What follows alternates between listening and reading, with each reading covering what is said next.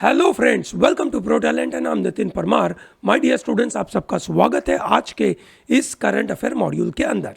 दोस्तों, current affair के module आपके लिए स्पेशल बनाए जाते हैं ताकि आप इन सब छोटी छोटी चीज़ों के लिए रेगुलरली तैयार रहे।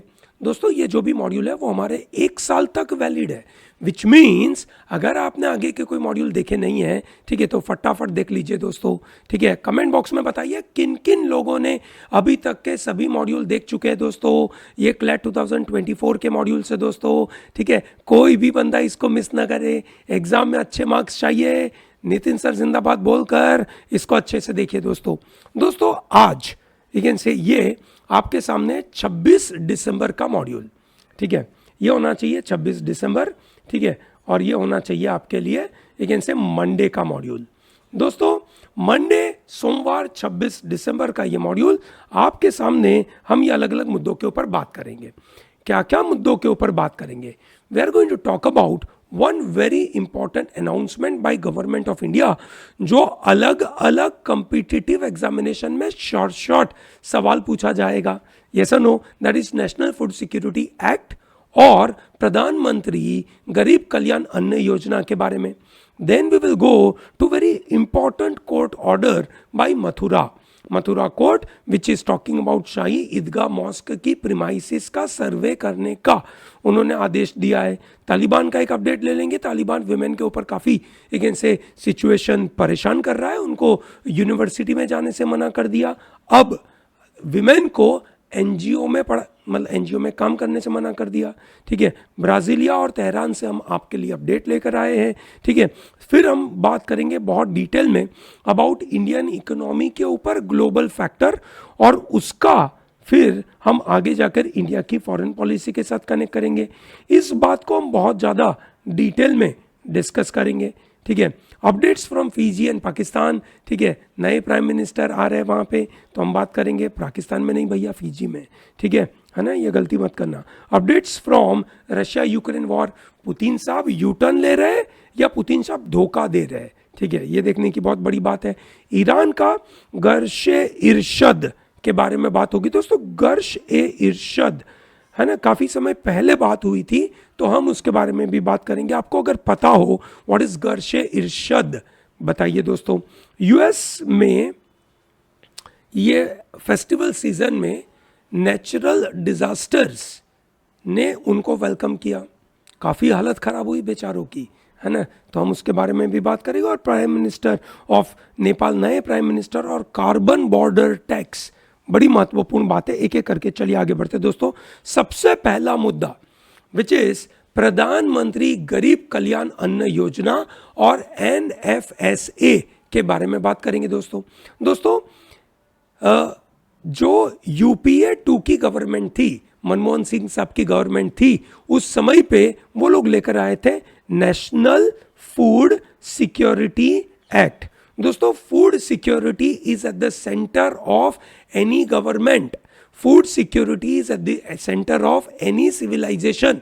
दोस्तों, यही फूड सिक्योरिटी की वजह से तो हम आज इतने बड़े अच्छी तरीके से डेवलप हो पाए, नए नए विचार लेकर आए, है ना, फिलोसॉफी डेवलप कर पाए। ठीक है, बहुत अच्छी अच्छी चीज़ें कर पाए फूड सिक्योरिटी की वजह से।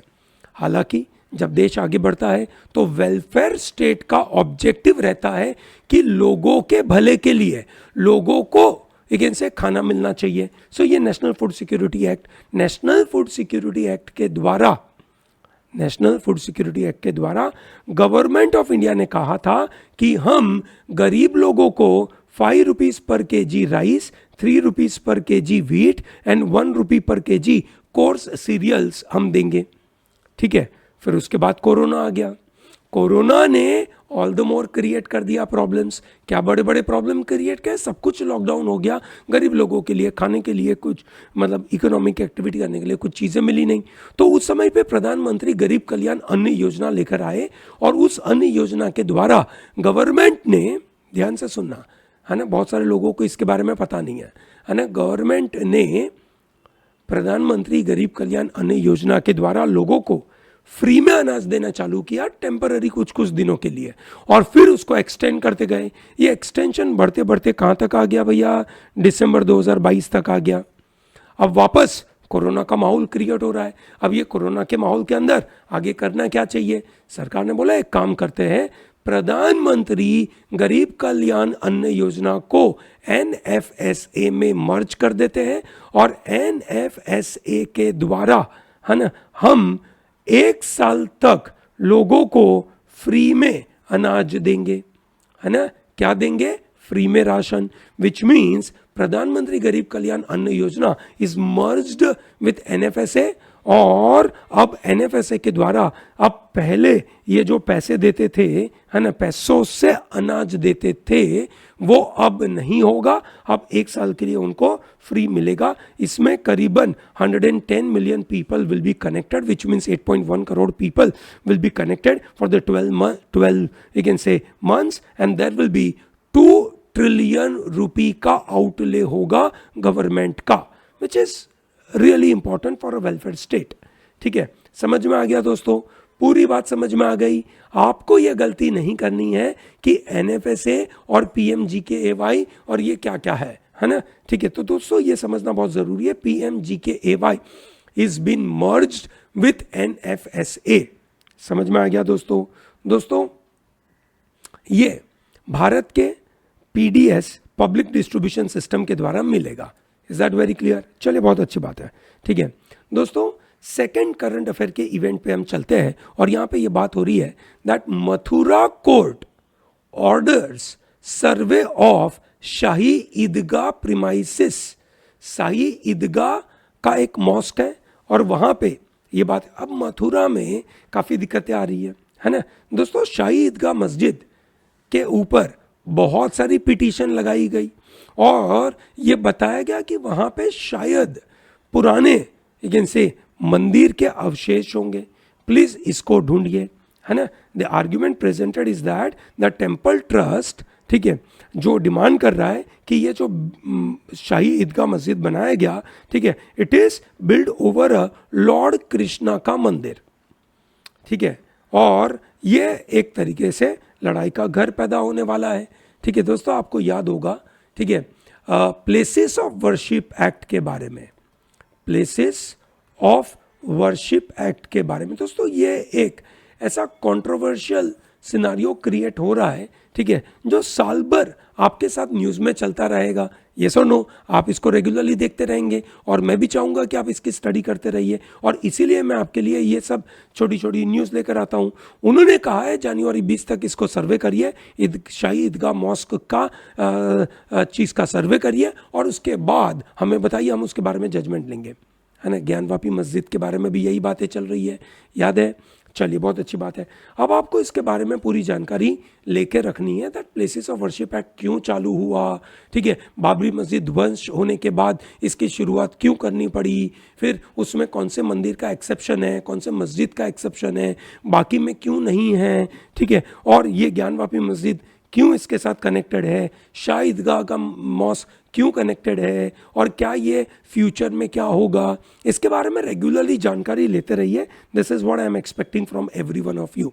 ठीक है ना दोस्तों, करेंगे काम इसके ऊपर। चलिए, बहुत अच्छी बात है। आई एम वेरी हैप्पी जब आप मुझे कमिटमेंट देते हैं कि यस सर, भले मनी मन कमिटमेंट देते हैं। आप ये वीडियो देख रहे हैं, आपने यहाँ कमेंट बॉक्स में लिखा नहीं, पर मनी मन कमिटमेंट तो दे रहे ना कि यस सर, मुझे अगर क्लैट में एग्जाम क्रैक करनी है, आप जो बोलते हैं वो हम करते हैं, तो हमें बिल्कुल फ़ायदा होता है और इसीलिए हम आपको कमिटमेंट देते हैं। और इसलिए मुझे भी अच्छा लगता है कि आपके जैसे अच्छे बच्चे आकर ये वीडियो देखते हैं और उसके द्वारा अपने आप को ग्रो करते हैं।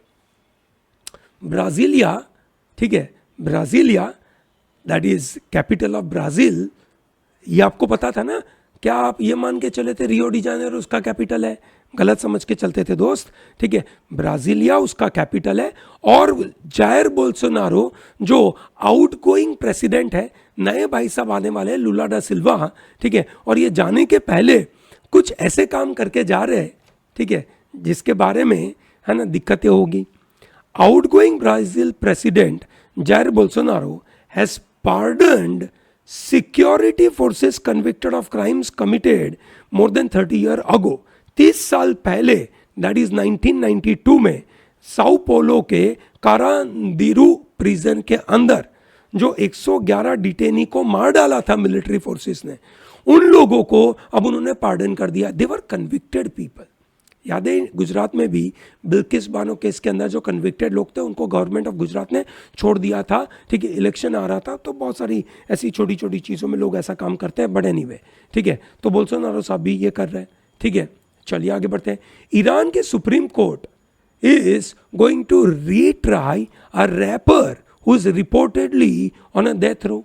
अ कुर्दिश रैपर, दोस्तों कुर्दिश लोगों का ईरान में बड़ा दिक्कत होता है। कुर्दिश लेडी है ना, आपको याद होगा कुर्दिश लेडी हिजाब नहीं पहनी थी, उसको है ना मोरालिटी पुलिस ने पकड़ लिया और उनको फिर कस्टडी में डाला और कस्टडी में उनकी डेथ हो गई, जिसकी वजह से पूरे ईरान में बड़े बड़े प्रोटेस्ट होने लगे। और उस प्रोटेस्ट से बचने के लिए ईरान ने उस मोरालिटी पुलिस को ही हटा दिया। याद है कि नहीं भैया? उस लेडी का नाम बताइए। अब यहाँ पे ये जो कुर्दिश रैपर है सामान सेदी, क्या नाम है उनका? सामान सेदी। ठीक है, Saman Sedi is reportedly on a death sentence because he said something bad against God, ऐसा उनके ऊपर आरोप है। हावेवर लोग जो प्रोटेस्ट करें उनका ये बोलना है कि उन्होंने ऐसा नहीं करा था।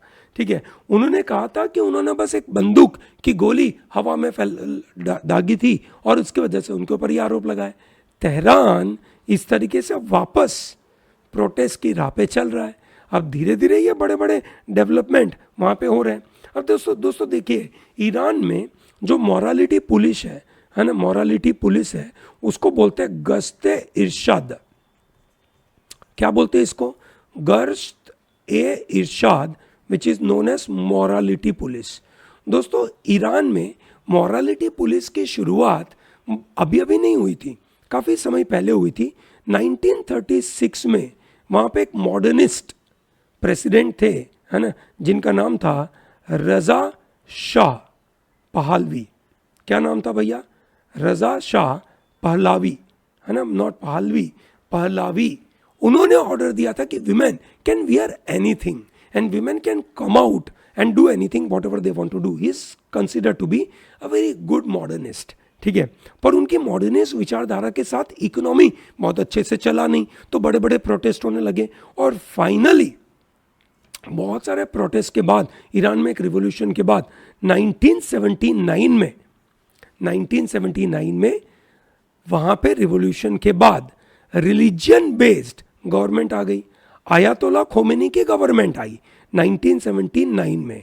ईरान में बड़े बड़े रिवॉल्यूशन हुए और वो रिवॉल्यूशन चले करीबन 4 साल तक।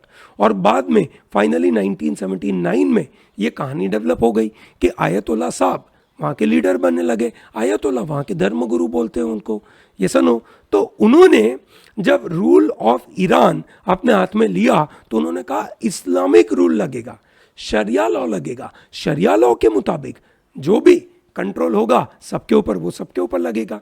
तो वहाँ पे गश्ते इरशाद की शुरुआत हुई, जिनका मकसद था मॉरालिटी का काम करना।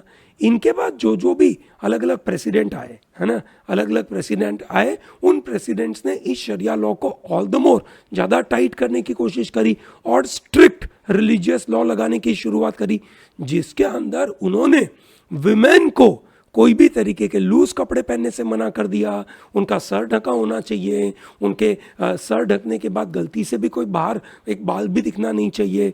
ये सब अलग अलग तरीके की सिनारियो क्रिएट हुई। पर दोस्तों ये जो रिग्रेसिव विचारधारा है आज के ज़माने में, आज तो हम पहुंच गए 21st सेंचुरी के अंदर। वर्ल्ड में हम देखते हैं कि विमेन आर एम्पावर्ड। ठीक है, आज अरब देशों के अंदर कतार में जो फीफा वर्ल्ड कप हुआ, वहाँ पे विमेन एज अ रेफरी, है ना, विमेन रेफरी स्टेज पे मतलब ग्राउंड पे आई, है ना, और वो वहाँ पे शॉर्ट पहन के खेल रही थी ना, मतलब रेफरी का काम कर रही थी। शॉर्ट्स पहनना भी विमेन के अलाउड नहीं है। इस तरीके से शरिया में दिक्कतें आने लगी। समझ में आया दोस्तों? ठीक है, तो अब ये Gasht e Irshad which is very infamous security guard, अब उसको डिसबैन कर दिया है। महसा अमीनी के नाम के ऊपर जो प्रोटेस्ट चालू हुआ इसकी वजह से, तो आपको ये मॉरलिटी पुलिस का नाम पता होना चाहिए, और किस तरीके से इनसे रशिया में ईरान में, है ना, रिवॉल्यूशन हुए। रशिया कहाँ से याद आ गया भाई, है ना, ठीक है। ईरान में जो प्रोटेस्ट हुए और वो प्रोटेस्ट की शुरुआत कैसे हुई, क्यों रिस्ट्रिक्शन आया, इसके बारे में पूरी जानकारी ये बिल्कुल आप पढ़ लीजिएगा, आपके लिए बहुत अच्छा सा राइटअप हमने आपके लिए दिया है। और शरिया लॉ के साथ एक और connected, Taliban is banning against say NGOs from hiring women because they say that you are against say breaching the dress code for the women। कितनी बड़ी परेशानी, ठीक है। वहां पे विमेन को यूनिवर्सिटी में पढ़ने से मना कर दिया, अब इनको एनजीओ में से काम करने से मना कर दिया। दोस्तों मैं ऐसे आपके साथ न्यूज़ रेगुलरली शेयर करूंगा जिसके द्वारा ट्रेंड्स जो डेवलप हो रहे हैं वो ट्रेंड्स आप समझ पाए, और over a period of time आपको एग्जामिनेशन में अगर कैसा भी सवाल पूछा जाए क्लैट जैसी परीक्षा में, आप आसानी से उसको आंसर दे पाए, ठीक है। दोस्तों अब अगला सवाल आता है, क्या हमारी economy is driving with breaks on, मतलब तेजी से नहीं जा रही है, क्या हम ब्रेक लगा लगा के उसको जा रहे हैं, क्या हमारी इकोनॉमी स्लो चल रही है। ये बड़ी बात है दोस्तों। इंडिया की इकोनॉमी के बारे में ऐसा माना गया था that we are going to grow in a great way post corona, और हमारी सिचुएशन अच्छी होने वाली थी। इसीलिए तो इंडियन इकोनॉमी पे लेकिन से मोदी साहब बोलते थे by 2025 we will become 5 trillion economy. आज हम 2.8 ट्रिलियन के ऊपर अटके हैं। ये सनो 5 ट्रिलियन होंगे नहीं होंगे ये बड़ा लेकिन से तकलीफ का विषय है, हम उसके बारे में कभी और बात करेंगे। पर 2022 का साल इंडियन इकोनॉमी के लिए बड़ा टफ रहा। बड़ा टफ इसलिए रहा क्योंकि 2022 की शुरुआत में जनवरी में कोरोना ने वापस हमें लपेट में लिया, और उसने लपेट में लेकर हमारी इकोनॉमी को धक्का लगाने की कोशिश करी। जैसे हम कोरोना से बाहर निकले, फरवरी में रशिया यूक्रेन वॉर चालू हो गई, और इस रशिया यूक्रेन वॉर ने पूरे वर्ल्ड में कहर मचा दिया। फूड सिक्योरिटी के ऊपर प्रॉब्लम होने लगा, अलग अलग तरीके की चीज़ें महंगी हो गई। सबसे ज़्यादा महंगा जो हुआ वो हुआ फूड और आपका फ्यूल। एनर्जी क्राइसिस सब जगह होने लगे, तो ये एक तरीके से पूरे वर्ल्ड में प्रॉब्लम हुआ।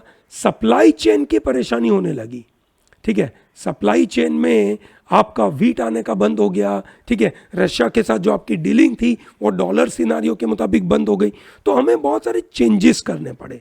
इसके सामने वर्ल्ड इकोनॉमी भी धीरे धीरे ओपन होने लगी, और वर्ल्ड इकोनॉमी जब ओपन होने लगी, और वर्ल्ड इकोनॉमी बरसों से, मतलब 2-3 सालों से, इकोनॉमी में तो बरसों बोला जाएगा इन सब चीज़ों को, तो 2-3 सालों से इकोनॉमी जिस तरीके से आसानी से लोगों को पैसा दे रही थी, तो अब वहाँ पे टाइट मनी पॉलिसी चालू हो गई। अब इस टाइट मनी पॉलिसी के द्वारा जो फेडरल रिजर्व ने अपने रेपो रेट बढ़ा दिए, अपने इंटरेस्ट रेट बढ़ा दिए, तो इंडिया जैसी कंट्री से बहुत सारा पैसा निकलकर वहाँ जाने लगा। तो अब इंडियन इकोनॉमी को भी इसके बारे में रिस्पॉन्स देना पड़ेगा ना। तो इंडिया के इकोनॉमी में हमने रिस्पॉन्स देना चालू करा। हमारा रिस्पॉन्स बहुत लेट आया। हमारे आरबीआई ने बहुत लंबे समय तक, ठीक है, हमारे यहाँ पे इजी मनी पॉलिसी रखी। इस इजी मनी पॉलिसी की वजह से, इजी मनी पॉलिसी का मतलब है कि आसानी से लोगों को पैसे मिल रहे हैं, विच मीन्स रेपो रेट बहुत कम रखा, विच मीन्स बैंकों के रेट काफ़ी कम थे। समझ में आया ना दोस्तों, है ना। ये इजी मनी पॉलिसी हमने लंबे समय तक रखा, और बगैर सोचे समझे हम इसको डरते डरते आगे बढ़ाते गए कि easy money policy, easy money policy, easy money policy, जिसकी वजह से आज इंडिया में इन्फ्लेशन एक स्ट्रक्चरल प्रॉब्लम की तरीके से आ गया, कि इंडियन इकोनॉमी का सिस्टम का पार्ट बन गया, स्ट्रक्चर का पार्ट बन गया। अब हमारी इकोनॉमी के अंदर ये इन्फ्लेशन तो घर कर गया। आरबीआई को कहा गया था कि आरबीआई जी आप 4% प्लस और माइनस 2% के आजू बाजू इन्फ्लेशन को कंट्रोल करिए, ठीक है। पर क्या करे, आरबीआई ने इजी मनी पॉलिसी लगा दी, और आज इन्फ्लेशन हमारी सिस्टम का पार्ट बन गया। अब हम इसके ऊपर अगेन से कितनी भी मेहनत करते हैं, इन्फ्लेशन बढ़ता ही रहता है, ठीक है।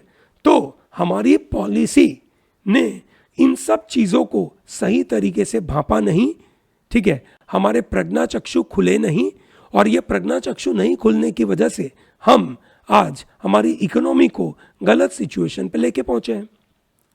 ठीक है, अब 2023 का साल भारत देश के लिए कैसा होगा? क्या 2023 में जो ग्लोबल एक्सपेक्टेशन है इंडिया से, क्या हम फुलफिल कर पाएंगे? क्या 2023 में इंडिया के लोगों के खुद के एक्सपेक्टेशन है वो हम फुलफिल कर पाएंगे? अब 2023 में ग्लोबली रिसेशन चल रहा है और इस रिसेशन को आग लगा रहा है, फ्यूअल लगा रहा है कोविड। पूरे वर्ल्ड में कोविड की परेशानियां चल रही है ना। चाइना में कोविड है, अमेरिका में बड़े कोविड, जापान, फ्रांस, जर्मनी, सब जगह पे कोविड के केसेस बहुत बढ़ रहे हैं और ये कोविड के केसेस बढ़ने की वजह से ओवरऑल इकोनॉमी में बड़े इम्पैक्ट आते हैं। यस और नो? और इस बड़े इम्पैक्ट की वजह से क्या इंडिया के ऊपर दिक्कतें बढ़ेगी? और ऐसा माना जा रहा है that India is going to face one of the problematic year. I believe it is bigger problematic year than 2022, क्योंकि 2022 में इकोनॉमी के जो इम्पैक्ट आए वो इकोनॉमी की इम्पैक्ट आते आते, है ना, हमें जो इफेक्ट आई, ठीक है, वो इफेक्ट तो 2023 में आएगी हमारे पास। तो इसकी वजह से दिक्कतें बढ़ेगी। समझ में आ गया दोस्तों? क्रिप्टो करेंसी परेशान करेगा, है ना, चाइना का एक से कोविड परेशान करेगा, वर्ल्ड का रिसेशन परेशान करेगा, ठीक है, और ये सब दिक्कतें एक साथ बढ़ती जाएगी, ऐसा इकोनॉमी के ऊपर माना जा रहा है। फिजी बड़े काम का महत्वपूर्ण एक से कंट्री है इन दी Oceania reason. It is coming near Australia, New Zealand. Fiji उस एरिया का सबसे एडवांस लेवल का एक से छोटा सा आइलैंड नेशन है, बड़ा एडवांस है। वहाँ के लोग काफ़ी अमीर भी है और 38% से ज़्यादा लोग वहाँ के इंडियन डिसेंट के लोग हैं और वहाँ पे बहुत सारे लोग इंडियन लैंग्वेज भी बोलते हैं। और वहाँ पे फिजी के नए प्राइम मिनिस्टर आए, रेम्बो रेबुका, क्या नाम है उनका? Sitiveni Rabuka, popularly known as Rambo Rabuka. Rambo Rabuka, Sitiveni Rabuka was earlier army के चीफ, अब वो वहाँ पे सत्ता पे आए हैं।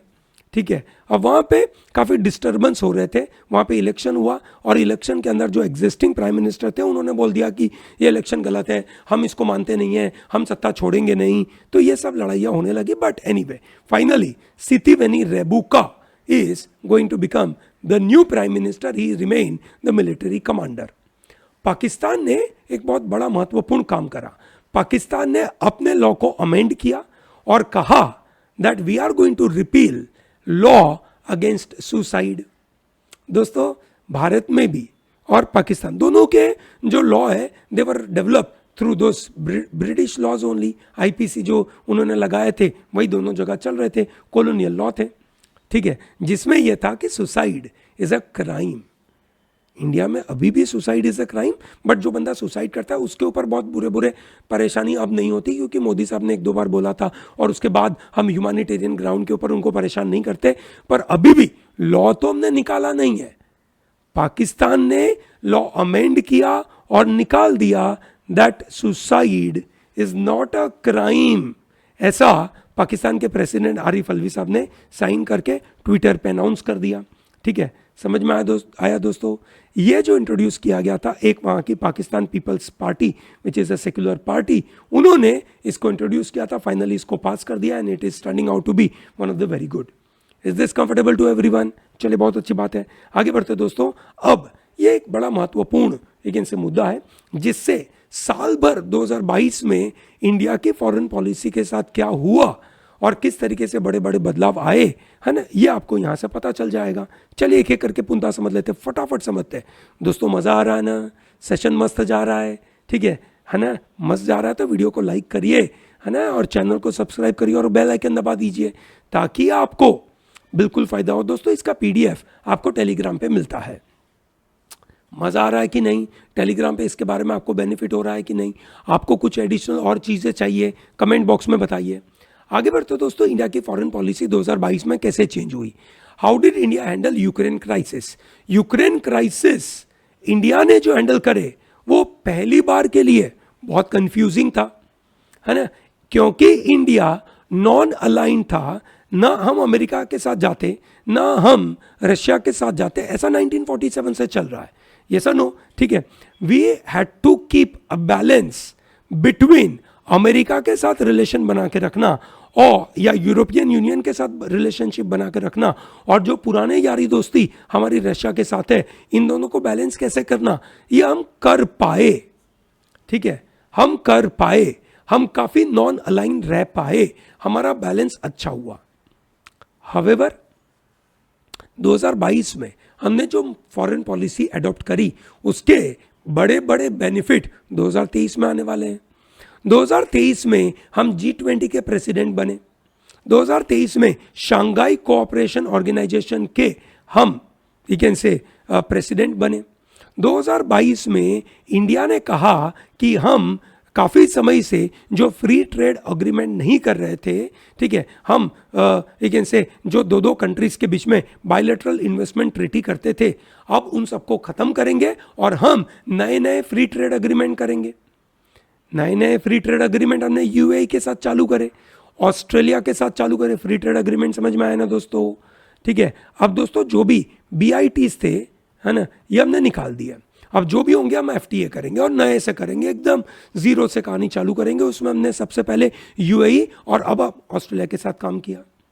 हम RCEP के मेंबर नहीं रहे, रीजनल कॉम्प्रिहेंसिव इकोनॉमिक पार्टनरशिप। एक जमाने में 15 ऑर्गेनाइजेशन थे, इंडिया उसका पार्ट था, इंडिया इसमें से निकल गया। चाइना ने इसकी शुरुआत करी थी दोस्तों। इसमें 10 आसियान ग्रुप ऑफ कंट्रीज होते। 15 लोग कौन से थे? 10 आसियान ग्रुप। समझ में आया दोस्तों? 10 आसियान, ठीक है। इंडिया और चाइना उसमें मेंबर नहीं है आसियान का। RCEP में इंडिया मेंबर था, ठीक है। कौन कौन हुए? ऑस्ट्रेलिया, न्यूजीलैंड, ठीक है, Australia, New Zealand, then Japan, South Korea. समझ में आया दोस्तों? Australia, New Zealand, Japan, South Korea and China, ठीक है। ये हो गए उनके ग्रुप ऑफ कंट्रीज। समझ में आ गया? India is out of RCEP। India is no longer part of it. India join with European Union, Gulf Cooperation and Canada के साथ फ्री ट्रेड अग्रीमेंट करने वाले हैं। और इंडिया ने USA का एक बहुत महत्वपूर्ण इंडो पैसिफिक इकोनॉमिक फोरम को ज्वाइन करने का अनाउंसमेंट किया है। तो ये सब चीजें हम आगे बढ़ाने की कोशिश कर रहे हैं। This is how the scenario is developing. Neighbouring country के साथ हमारी फॉरेन पॉलिसी कैसे चल रही है? बांग्लादेश, भूटान, नेपाल, श्रीलंका, इनके साथ हम काफ़ी मदद करें। श्रीलंका पूरा कोलैप्स हो गया, हमने मदद करी।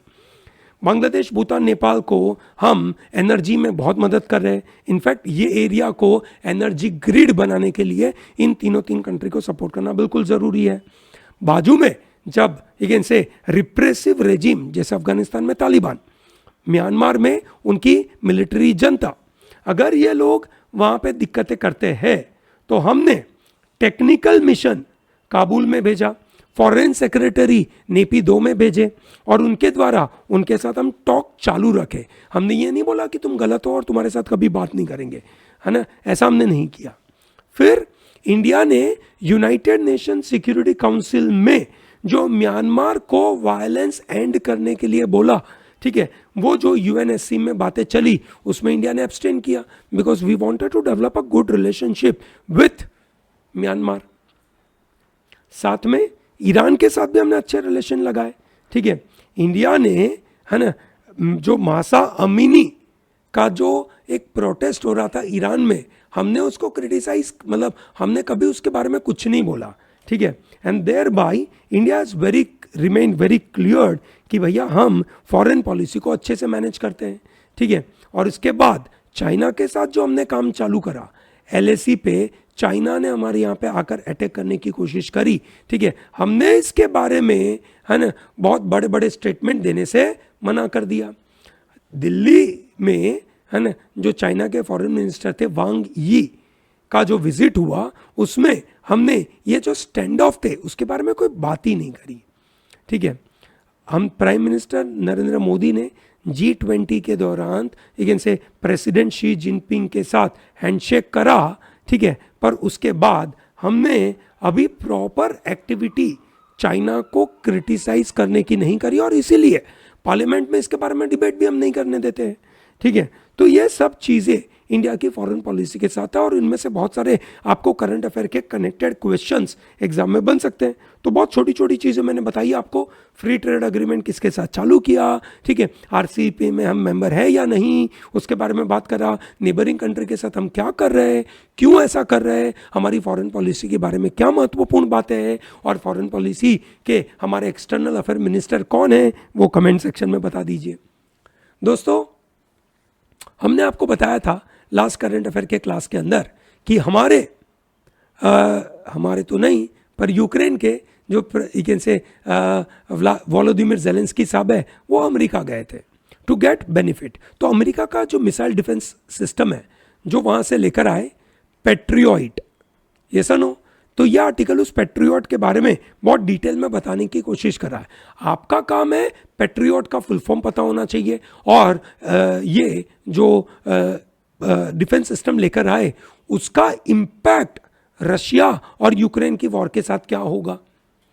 अब पुतिन साहब ने कल संडे को कहा कि Russia is ready for negotiations over Ukraine. Russia Ukraine के लिए निगोशिएशन के लिए रेडी है, ठीक है। अब ये या तो जेन्युइनली रेडी है, या ये सिर्फ ऐसा बोलकर बाद में लड़ाई करने आएंगे, ये पता नहीं है, ये सुनो। पर ये चीज़ को हम रेगुलरली देखते रहेंगे, और आपको भी इसको देखते रहना है। यूएसए में एक मैसिव स्टॉर्म आया क्रिसमस के दौरान, और 30 से ज़्यादा लोगों की मौत हो गई, पावर आउटेज हो गए, बहुत सारी फ्लाइटें कैंसिल हो गई, और बर्फ की चादर पूरे यूएसए, कनाडा, मैक्सिको बॉर्डर तक पहुंच गई, और हालत बहुत खराब हो गई, ठीक है। और ये ऑल द मोर ज़्यादा खराब करेगा, ऐसा माना जा रहा है, ये सुनो, ठीक है। तो दोस्तों, इस चीज़ को देखते रहिएगा, ठीक है। इस साइक्लोन को, ये जो साइक्लोन है, इसका नाम क्या है, अखबार में लिखा नहीं है, पर ये कल परसों उसका नाम बन के आ जाएगा, ठीक है। तो आपको इसके बारे में पता होना चाहिए, ये सुनो। और यूएसए ने पाकिस्तान की गवर्नमेंट के ऊपर अटैक किया, अटैक इन द सेंस बातों से अटैक किया, और बोला कि अरे भाई साहब तुम लोग सेफ्टी रखते नहीं हो। और यूएसए कोर्ट ने मरीन्स के ऊपर बहुत बड़ा जजमेंट दिया कि मरीन, दैट इज उनकी जो मरीन जो कॉर्प है ना, उसमें वो सिख लोगों को आने से मना नहीं कर सकते। सिख जो बियर्ड और टर्बन के साथ आते हैं, वो मरीन कॉर्प उनको ना बोलती है, और ये उनकी नेवी, आर्मी, एयरफोर्स, तीन में अब सिख लोगों की एंट्री पे ये लोग ना नहीं बोल सकते, ऐसा इन्होंने बता दिया। चलिए, बहुत अच्छी बात है।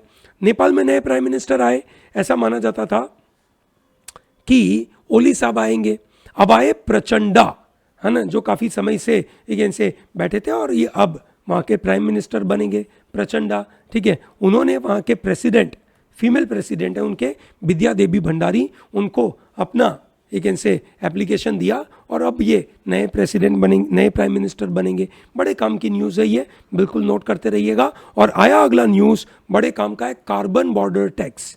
Consortium of countries including India has opposed European Union का नया tax which is known as carbon border tax. हमने बड़ा प्रोटेस्ट किया। शर्म शेख में जो COP27 हुआ था, UNFCCC,